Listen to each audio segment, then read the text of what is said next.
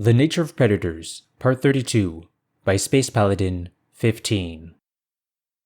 Memory transcripts and subject, Governor Tarva of the Vanilla Republic. Date, Standardized Human Time, October 4th, 2136. The shuttle halted a few parsecs short of vanilla space until the necessary repairs were complete. This delay tacked hours to our travel time, but none of the other options were reasonable. If the drive overheated, the ensuing explosion would bring about our swift demise. I wondered how the passengers reacted to our sudden stop, and my refusal to explain any details.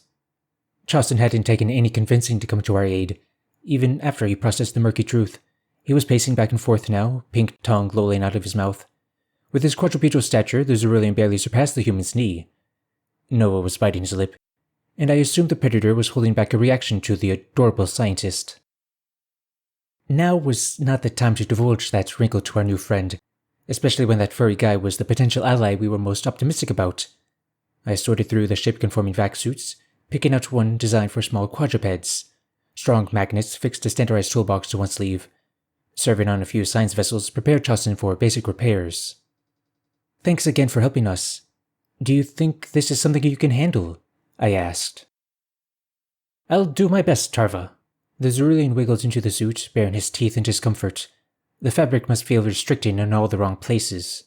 We only need it to hold together long enough to get a few parsecs. Let's just try to minimize the stress on the warp drive. Slow and steady, I confirmed. Oh, and remember, this is our secret. We don't want anyone else getting wind of this. You really think it's someone here?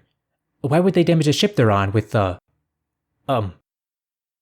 Noah rolled his arboreal eyes. Predator. It's okay. You can say it. Charleston winced. Yeah, I don't see the logic of that plan. If everyone were logical, this all would have been much easier, I responded.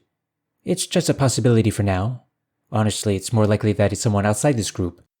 But some people would sacrifice themselves in a heartbeat to fight flesh-eating monstrosities.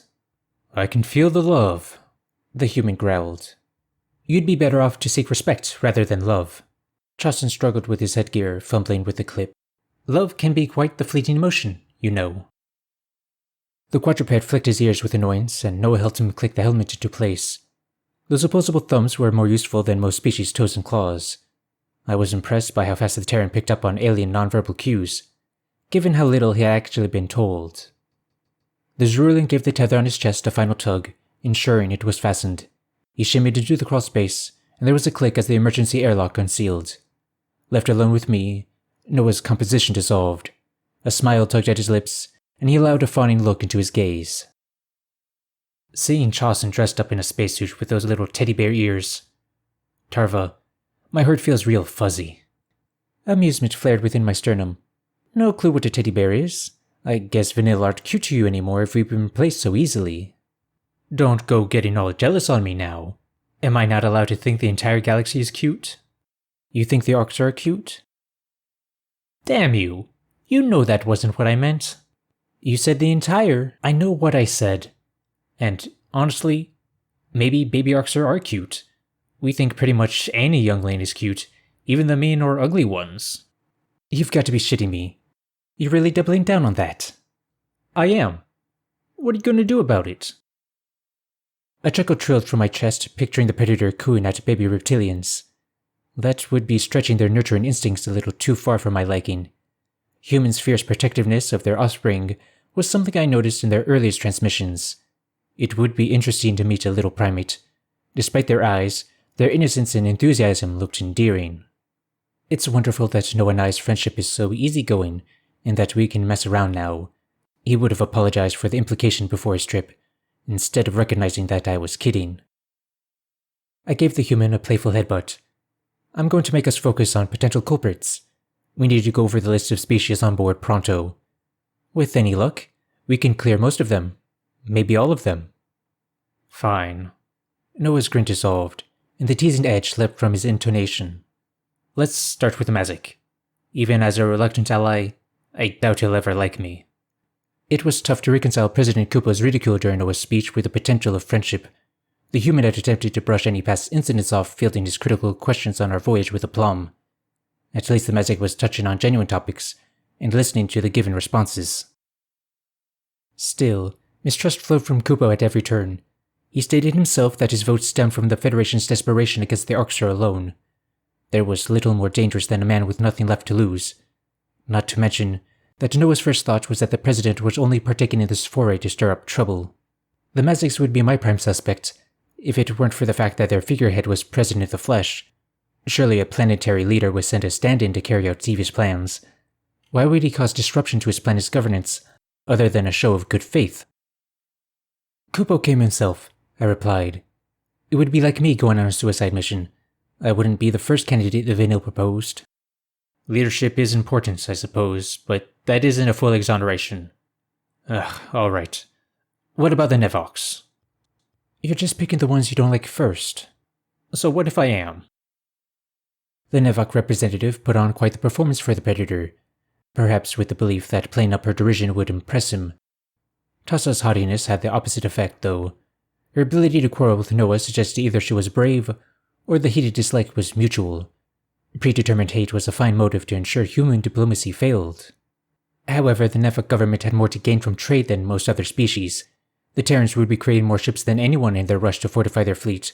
A lucrative defense contract could keep them sated for years. War was profitable for manufacturing powers. I think Tassa dislikes Lalo more than you, I snorted. The Nevok Imperium are using you for economic benefit, if you hadn't already figured that out. They don't accomplish anything from getting us all stranded in space. Noah scratched his chin. But what if they did get something? What if someone like the Krakatoa paid them off? Well, the Nevox could be bribed. Their price would be steep enough that you could buy a whole colony instead. If I were an outside actor, I'd do it myself, or find a cheaper entity to do my bidding. It doesn't have to be their government, Tarva. It could be a rogue actor, a single person who was swayed and broke with official policy. We don't have to assign blame to an entire species. Sure, but I think you just wanted to be the Nevox, so that you can gag their diplomat.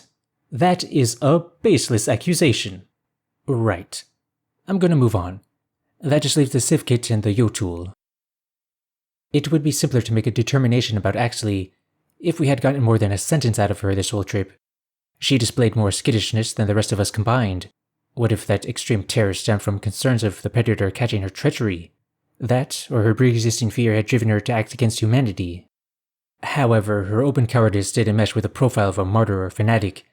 I'd expect a little more hatred and reproach from such an enemy, after witnessing the sadistic behavior of Soflin. Though it was a long shot, it would satisfy me if the humans captured that officer during their war. I wouldn't blame the UN for executing the Gojit on the spot. If Soflin somehow survived, I'd want him tried in our courts for throwing a wounded Vanille in a filthy cage with a Predator. Not that Marcel was ever going to eat Slanik, but that was the captain's intent. That's attempted murder. Noah tilted his head. Right now, the only thing the Civ Kits are guilty of is a poor choice of personnel. That's a bit harsh. Everyone copes with fear differently. I pinned my ears against my head, recalling how disastrous first contact was. My diplomatic advisor passed out at your initial smile, but now he loves humans. Axley might warm up to you too. Axley? That's her name. Gotcha. Now, onto the Yotul. I sensed the Marsupilami was Noah's favorite. That said, of the species on board, Uplifts had the most to gain from a ploy. Outfoxing a Predator was the ultimate display of intellect. It would be the swiftest way to silence any primitive jabs. This sabotage could be a calculated risk to garner respect from some Federation peers. Come to think of it, Lalo was the only one who blurted out the cooling shaft was the culprit. The fact that it was just as he said was an oddity of itself. That he hadn't wavered while being discredited and badgered by his colleagues was even stranger. Either the Yotul had familiarized himself with the mechanical knowledge to impress the human, or he had known about the pipe's defectiveness prior. That alone is pretty incriminating. I'm surprised I didn't catch on to that sooner. The puzzling bit was why Lalo would offer that information if he was responsible.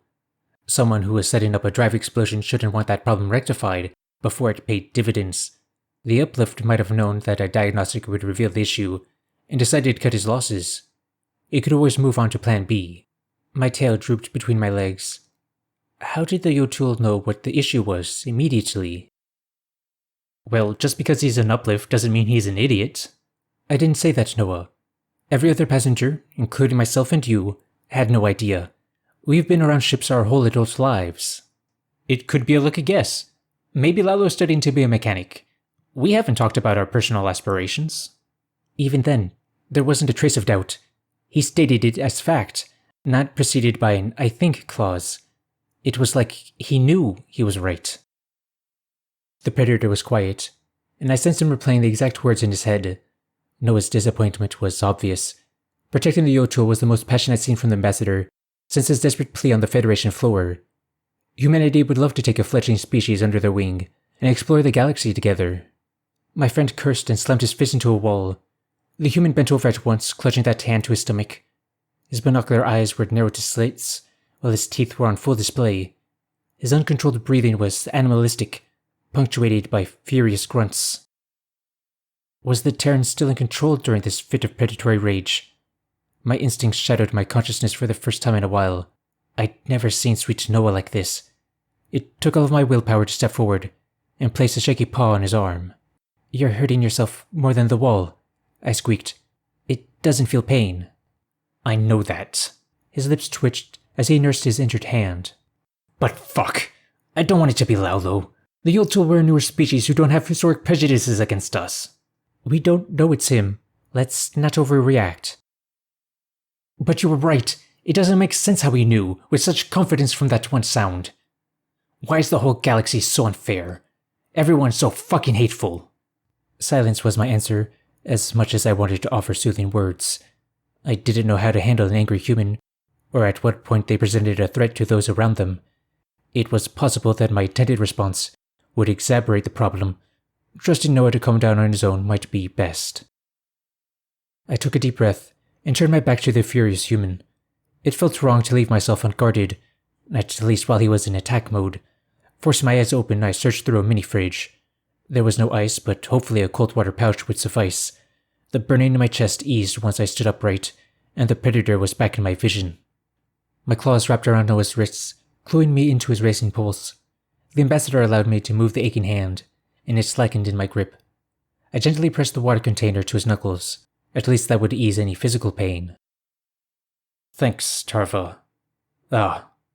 Sorry for blowing up in your face." The human's dilated eyes met mine for a moment, before he looked away. "I have your support, don't I?" "Always," I whispered. "Good. Now let's get back to the others before Kupo barges in here asking a million questions. Chasen's going to be a while." "We're not going to detain Laulo, or at least interrogate him?"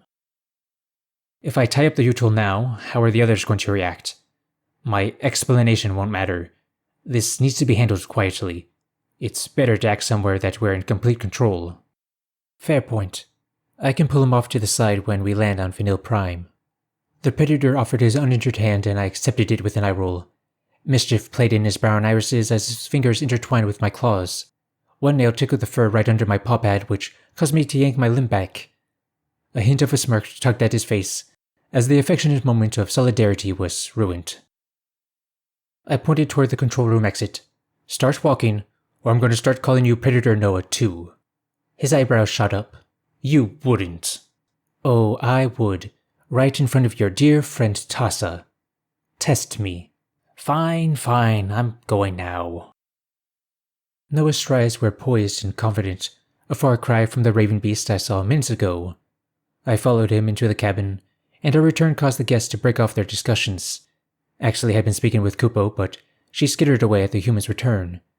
She couldn't keep doing this for the entirety of her visit. There were going to be hundreds of UN personnel on site when we docked. "Welcome back, Ambassador Noah," Laulo yipped. "Thanks. You were right about the coolant shaft." The Predator's tone was light with forced cordiality, and he settled across from the marsupial. "Quite clever deduction. We'll be back up and running within the next few hours, I hope." The uplift flicked his ears in acknowledgement. Under the human's watchful eye, I trusted the Yotul couldn't pull off any shenanigans. We just needed to maintain a facade of normalcy for a little longer, before we could press our suspect on his involvement. Part of me hoped that our theory was wild speculation, that it could be disproved for Noah's sake. After our lengthy ordeal, both of us were beset by paranoia. I hoped this investigation wouldn't dampen the Terran reception to their new friends. If nothing else panned out, the Xerillians looked like they might be better neighbors than us. This could still be a positive endeavor overall, That would lend humanity a diplomatic foothold within the galaxy. We didn't have to let one rotten fruit spoil the barrel.